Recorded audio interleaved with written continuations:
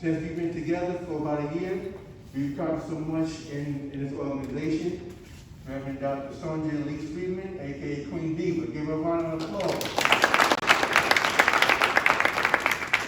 Next we have a wonderful singer, educator, and she's also going to be doing a one-woman show about Dr. Simone. She's going to be presenting to you.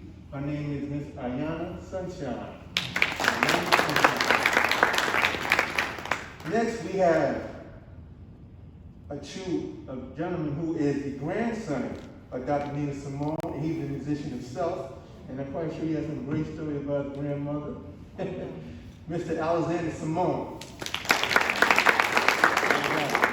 And last but not least, we have a gentleman who is a historian who's been in Atlantic City for a long time. He's the head of the African American Museum in Atlantic City, Mr. Ralph Hunter.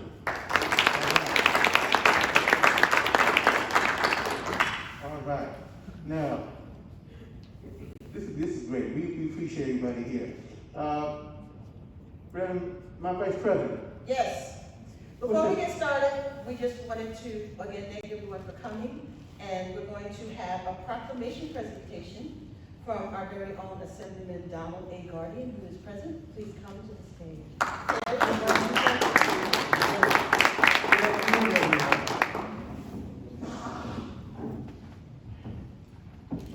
So, 50 years ago,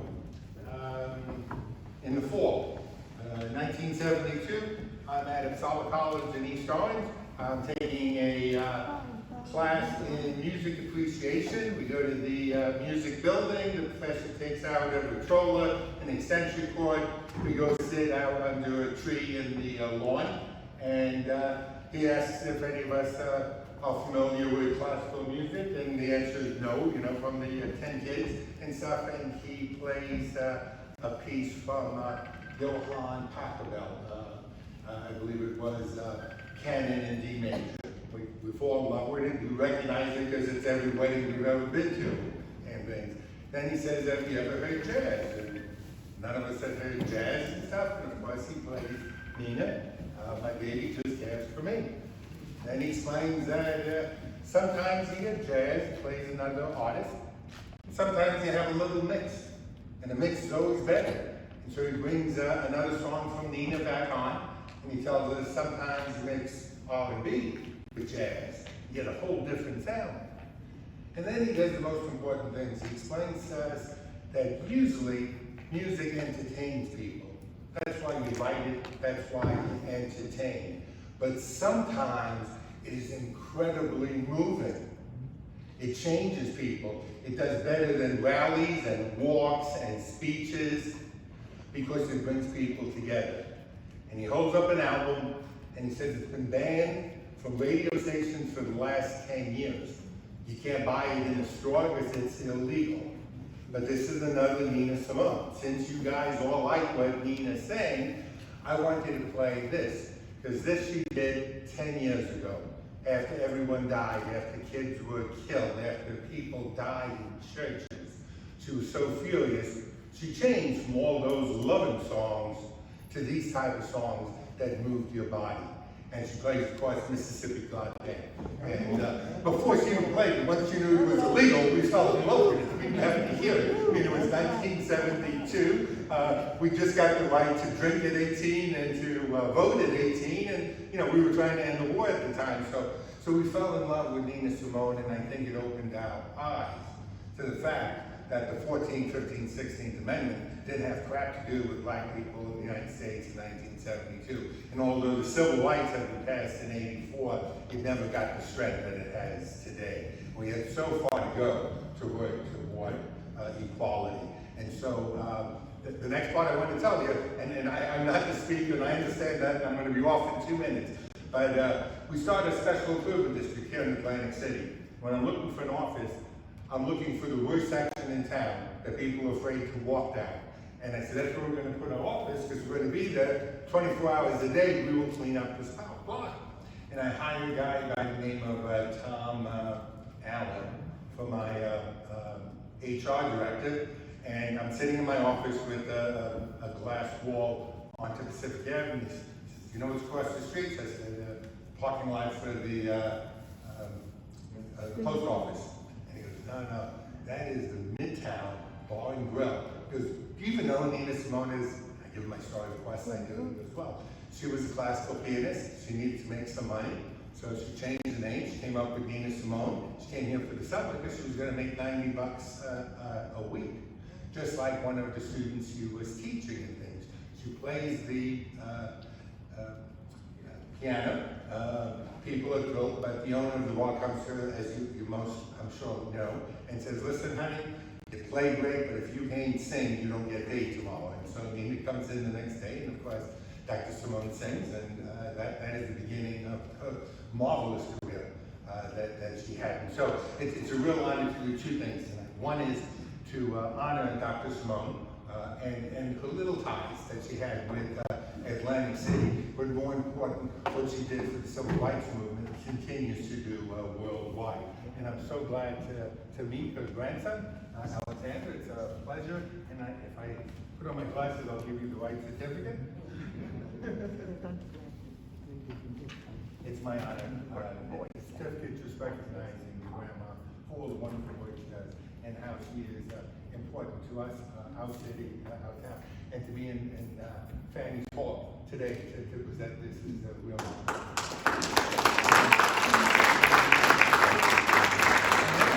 This speech is going to be long for us.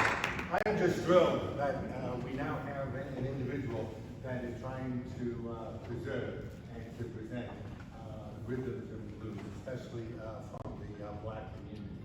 I met a few weeks ago. We talked about some ways that we can help with some fundraising and things. I'm happy to present a proclamation. So you two, I hope, have a wonderful career. I didn't realize that everyone over 60 was supposed to wear a hat today. Otherwise, I would have been on. Next time, we will. But congratulations. It's so exciting here to start this new organization, and we look forward to your presentation. I appreciate it. My honor. Thank you.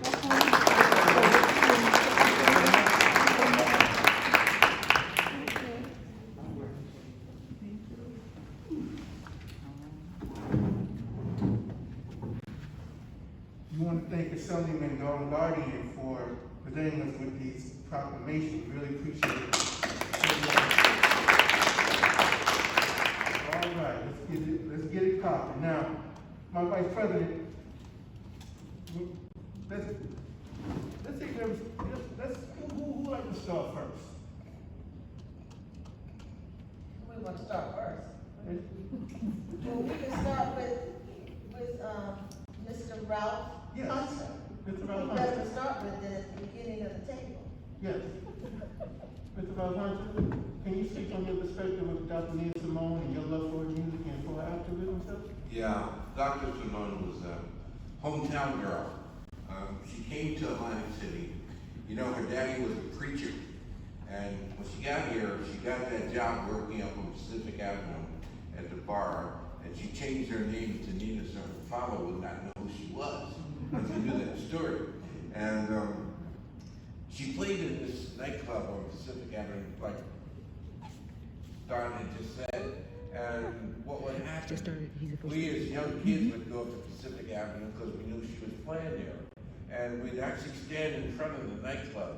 She actually played in the front window of the nightclub. So you could actually hear the vibrations of her voice come right out on Pacific Avenue. It was incredible. Wow. Knowing that Nina Simone was there, and knowing that Nina Simone was really the only black entertainer that entertained on the south side of town, because most of the acts were on Kentucky Avenue. Right. Where the Club Harlow, Grace's Belmont, the Wonder Gardens, Timbuktu, Right. on and on and on. This is where the black actors played. Right. So guys like Frank Sinatra played the other side of town. He played at the 500 Club. Okay. But Sinatra would come over to see Nina play right there on Pacific Avenue. Mm-hmm. And after her gig was over, a guy by the name of Kenny Hill was her escort. He would escort her back from the south side over to the north side every night when she finished playing. Kenny passed away a few years back, but in Nina Simone's book, there's a whole paragraph in there, not a page I should say, about her connection to the north side. And the reason he walked her back over to Kentucky Avenue. That's where her peaks were. That's all everybody she knew was on the north side of town, and she was playing on the south side. So we used to take it kind of a risk going up to Pacific Avenue to hear, but being youngsters, it mattered not to us. We could hear her sing that song, and her favorite song to me, Don Guardian was here a little early, the assemblyman, and he had a visit over to the museum about a week or so ago, and he came in and saw an exhibit we had. The name of the exhibit is called Stitch My Name. Stitch My Name is a series of people that have been assassinated by police officers and so forth around the country from each one of the states. So when Don leaves, he calls me and he says, Ralph, you should be playing a song to what's happening with this exhibit. I said, what song should we be playing? He said, Mississippi Goddamn. Whew. So we hooked it up, played it up, everything is working great. So people come into the museum now and they hear Mississippi Goddamn. They say, who is that? That's Nina Fool. So that's kind of my contribution to talking about Nina. I just loved her. And then one day she came over to Kentucky Avenue, and Sam Cooke was playing. He was playing Club Harlem. And after the breakfast show was over, Sam came out, and Nina Simone and Sam Cooke sat on the sidewalk in front of the world famous Club Harlem. And they chatted there for about a half hour, laughing and joking. And as kids, we used to stand around and watch it. We just saw all of these great people coming in and out of the nightclubs and stuff. And it would be not 50 people there. It would be 5,000 people at Club Harlem on Saturday night, Friday night. And they came from points of Philadelphia, New York, Baltimore, Washington, all came to Atlantic City. And the reason they came here to hear people like Nina, and of course Sammy Davis and those great people who were great entertainers, was they couldn't get a gig playing at the white nightclubs or the white hotels on the south side of town. The only guy who would hire them would be Pop Williams and folks around the corner. And it was like a magnet.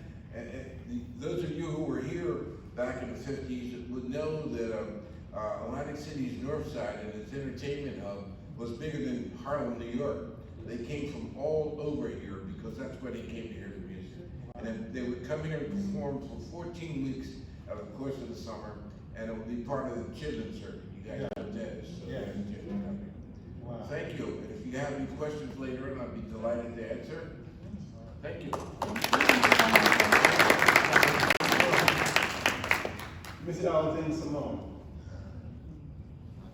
what was it like growing up as the grandson with Dr. Nina Simone? I'm going to just answer that specific question. Pressure. But yeah, I say pressure, especially being an artist and entertainer myself. In the beginning of my musical career, I was hit with that aspect all the time, trying to feel like I had to walk in those shoes. So what I did was I called myself Love Child to stay far away from the name as I can. Oh, okay. Nobody knew. Then I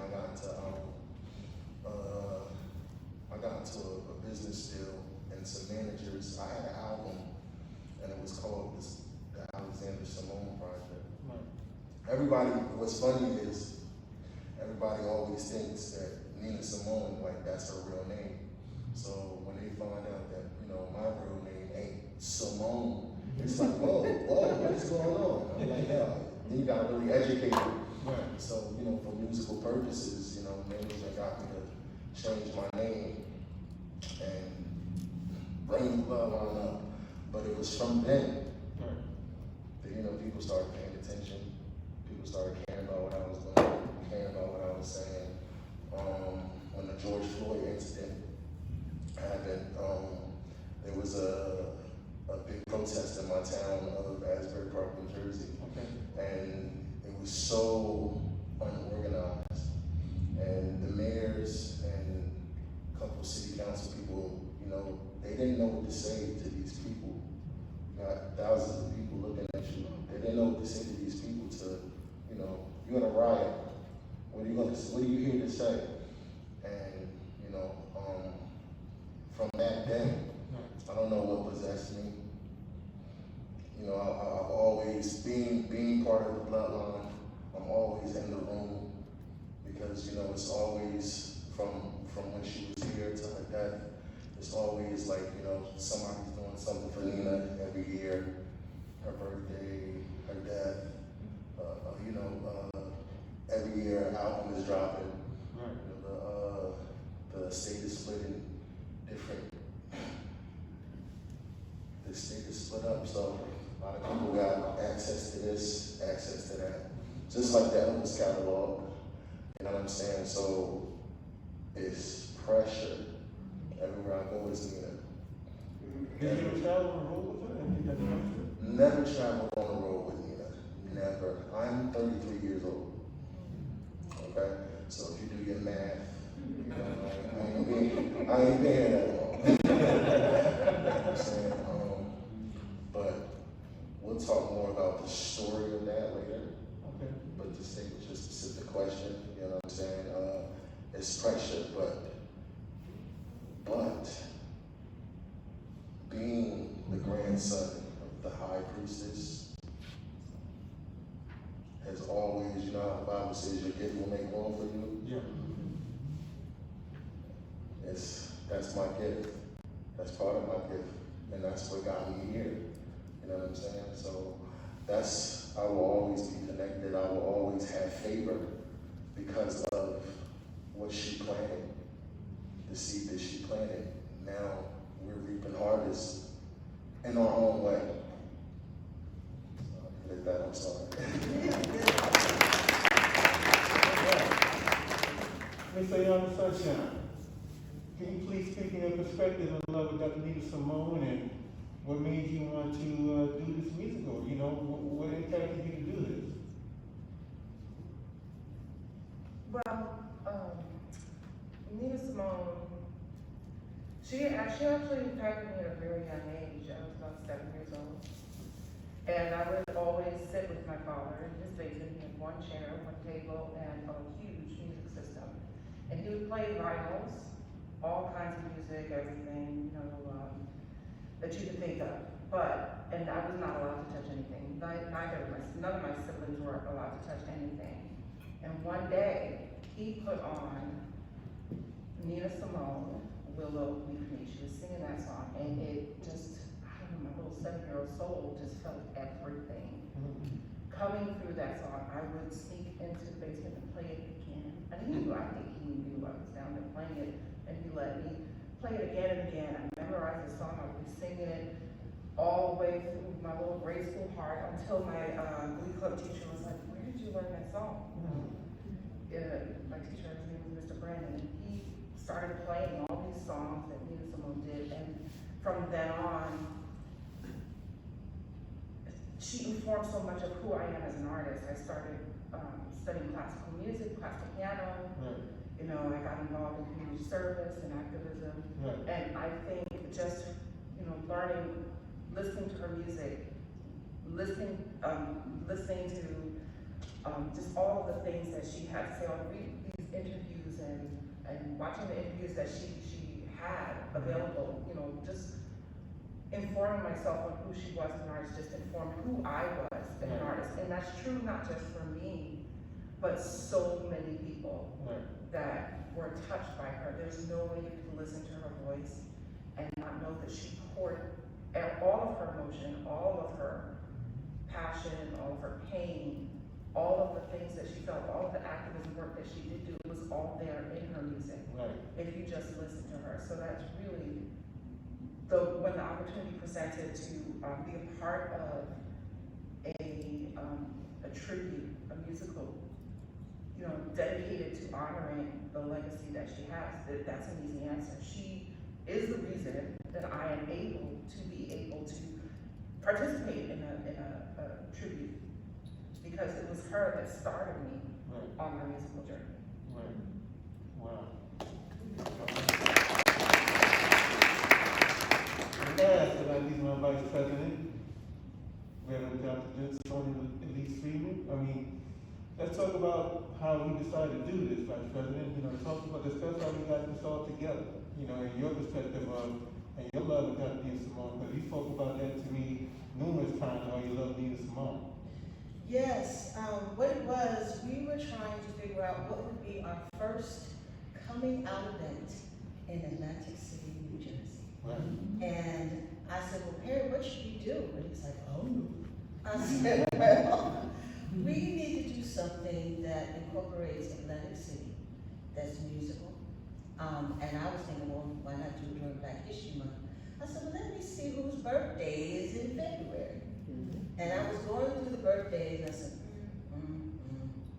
And then when I found out that Nina Simone's birthday was today, February 21st, Right. I said, we have to do something on her birthday. I can't explain it, I was just overwhelmed to plan something. Because me personally, I have never been to anything. I haven't been to anything that honored Nina Simone. I've never seen a birthday celebration, I've never seen a life achievement, nothing in my community. I'm in Houston. I was born in Queens, but I was in Houston, I just finished grad school.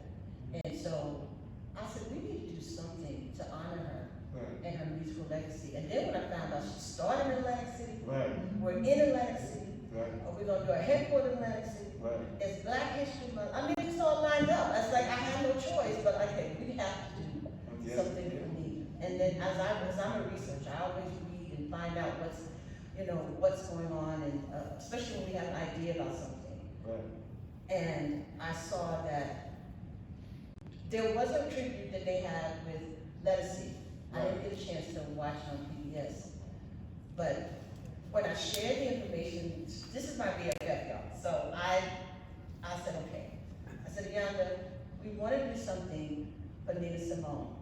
And she squealed.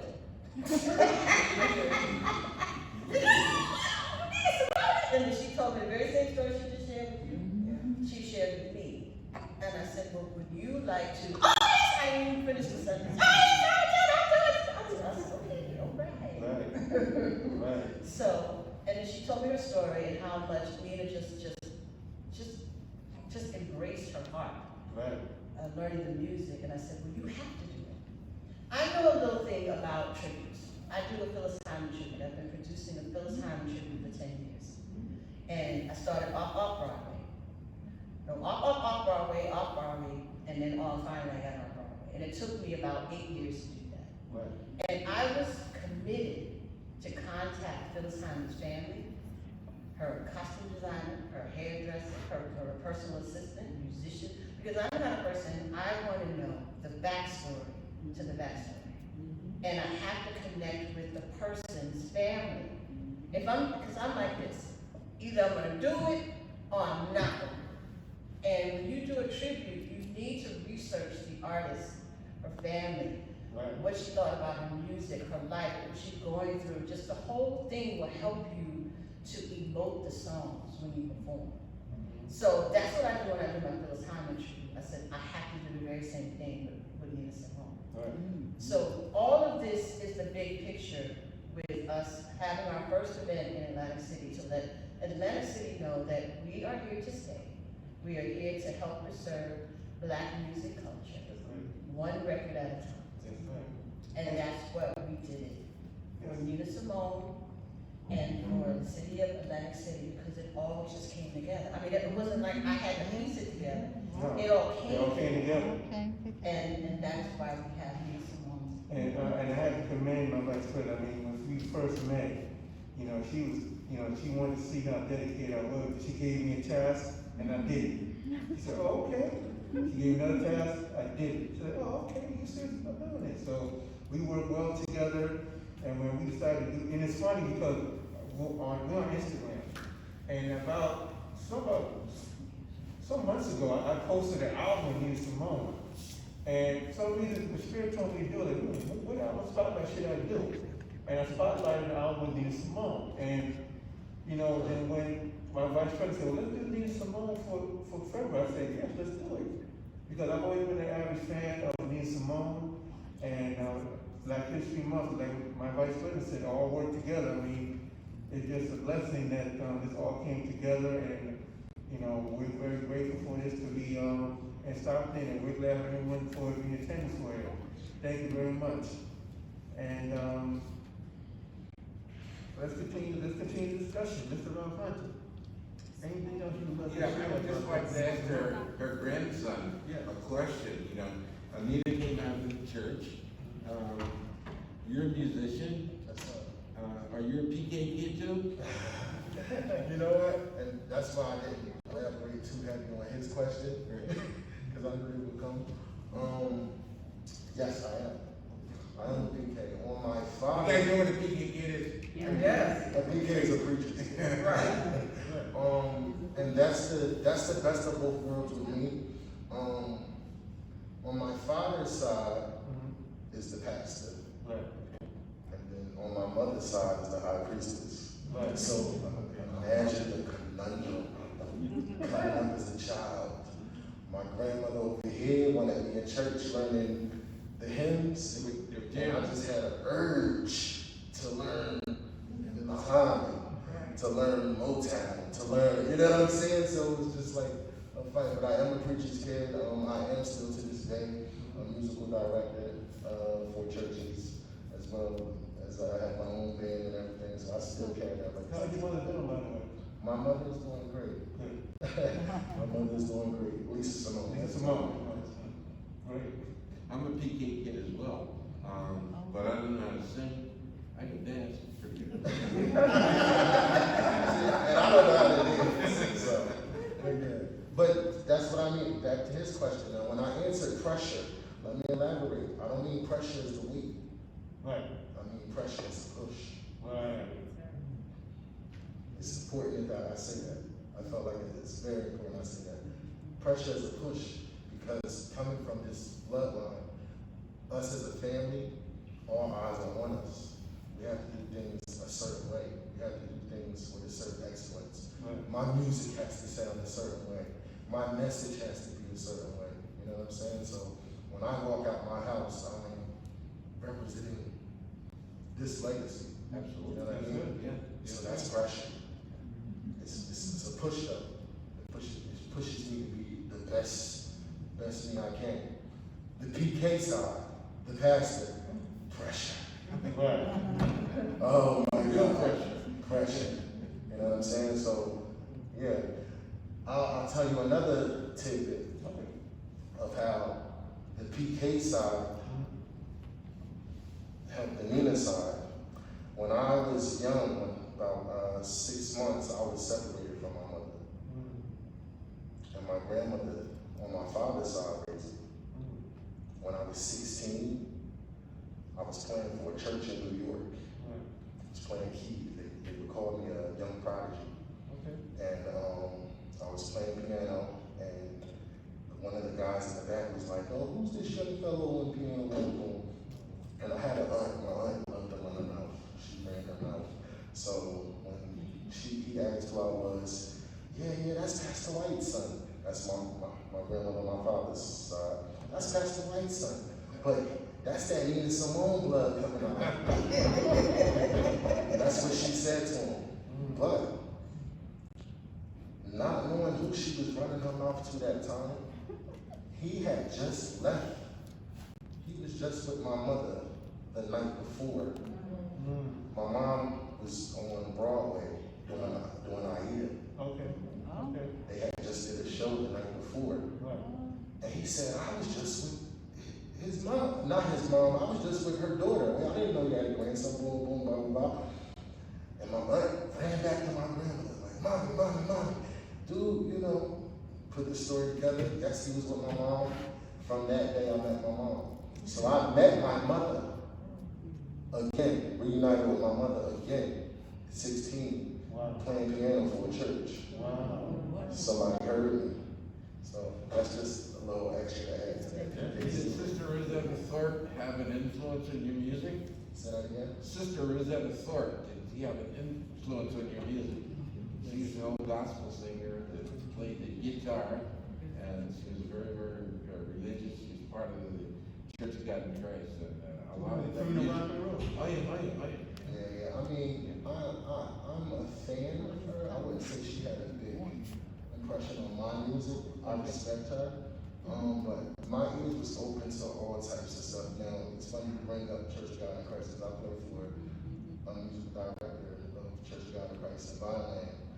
So like my ears was to like Maggie Moss Clark, you know what I mean? Stuff like, you know, the Clark sisters and James Cleveland and you know what I'm saying? Yeah. So Do you perform any of your grandmother's songs while you performing too? I got another story for you. Like I said, I always wanted, for the first half of my musical career, I always wanted to stay as far as can I take this off? Yeah. I always wanted to stay as far as I could from the bloodline, music-wise. Right. So I never did my grandmother's music. Never. People always ask me though. Wow. And then I would get so, sometimes I would feel a certain way, because I'm a songwriter. Right. Before anything, I'm a songwriter. Right. Then I'm a piano player. Right. Then it's like levels. So, and I write my own songs. I write for different artists in the industry. I write for different local people. I write for everybody. And so I felt like being that deep in artistry, why would I do somebody else's songs? Even my grandmother, you know what I mean? But then, it was last year, COVID hit real crazy. Right. And I did a private event for a guy, an artist by the name of, I think his name is Adam Templeton. And he was a huge Nina Simone fan, He actually helped them he actually donated to help preserve one of the properties in North Carolina. Okay. So Wow. that's the ties that he had. And they had a party for him, and they wanted us to surprise him. So they invited me because, part of the bloodline, and they wanted me to sing two Nina Simone songs. That's all they wanted me to do. They didn't want me to do my stuff. They didn't want me can you sing something? And then they sent me a list of songs, you know what I'm saying? Certain songs I sent them back, I'm like, that's not her song, that's not her song, that's not her song, that's not her song. A lot of people think she was big for covers. Yes. You know what I'm saying? She'll take a Bob Dylan song and make that. Now the world cares. They ain't care when he wrote it. Now they care. You know what I'm saying? But yeah. Let me not shy away from it. I did it, and let's be honest, they paid me a good piece of change just to do 2 songs. Wow. Okay. Which song did you do? I did Cinnamon. Okay. I did Cinnamon because that's like one of my favorites. Because it's borderline gospel. Right. It's funky, soulful. You know what I'm saying? Right. And then I did, they wanted me to actually do Feeling Good. So I just did Feeling Good for them. But when I did them, they made me feel the way I felt. Like it was a cappella. I'm usually back behind a full band, but it was just me and my acoustic guitar player. And I felt like something happened. I felt like something happened when I did those songs. And it just so happened to be my mom's birthday. Okay. So it was like, I don't know. My mom was turning 60. Okay. And, she's in a new place in her career. And, I was stepping more into mine. And when I did them songs, long story short, I've been doing them ever since. Wow. What kind of energy comes around you when you're doing one of your grandmother's songs? I mean, what happens? If you share it with us, I certainly would appreciate it. I don't know that it was true. It's hard to say, but easier to show. All right, okay. If that makes sense. Give you the microphone and the band, right? Right. Okay. Wow. You're working. But yeah, it's definitely an energy. It's definitely an energy. And I noticed that when we do Cinnamon out, people say they leave our shows feeling revived. Right. You know what I'm saying? Because I'm big on, especially coming from the church and then having, the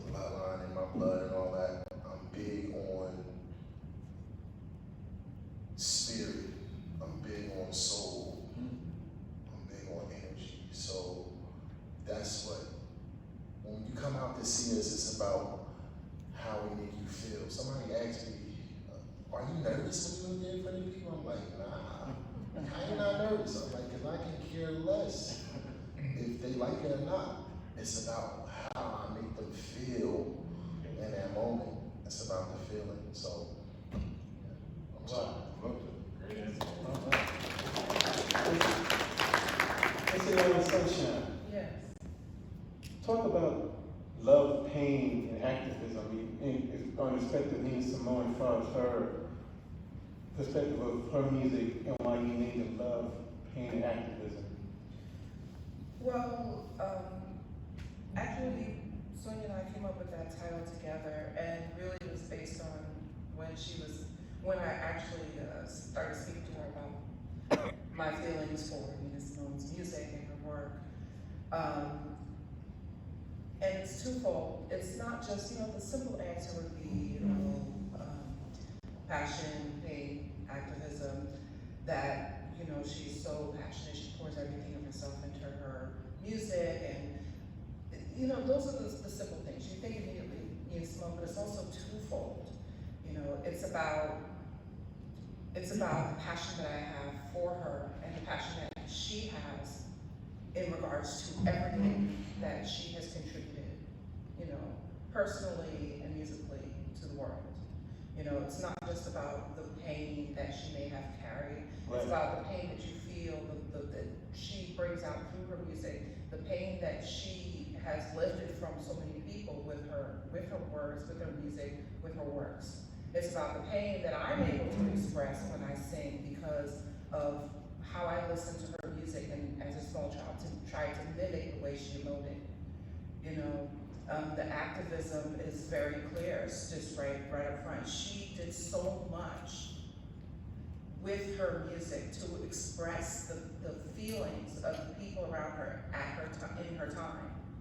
And, it moved me growing up to get involved, even to this day. Activism and community work is important to me.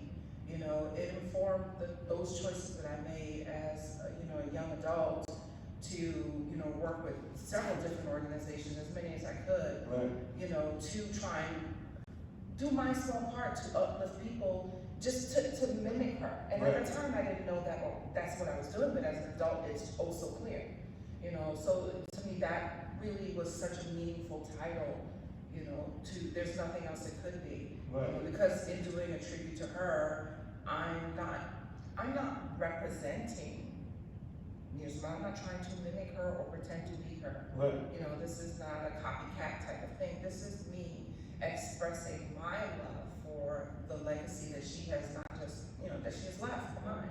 Right. And trying my best to put my best foot forward to portray those things that she left in me with her music. All right. Yeah. Queen D, Yes, sir. my vice president. Yes. What would you say is your most favorite song by Nina, and at what age did Nina Simone impact your life? Well, I am still discovering Nina Simone. I grew up listening more so to soul R&B music like Last Night and Anna Ross and Chaka Khan, Nat Nicole. I wasn't introduced to Nina Simone at a young age. So when I came up with the idea to do this event and to do the tribute, what really inspired me to do it was talking to Ayanda. When she was telling me how moved she was by her music at a young age. Now mind you, I've known Ayanda for so many years, okay? That many years. And all the years that I've known her,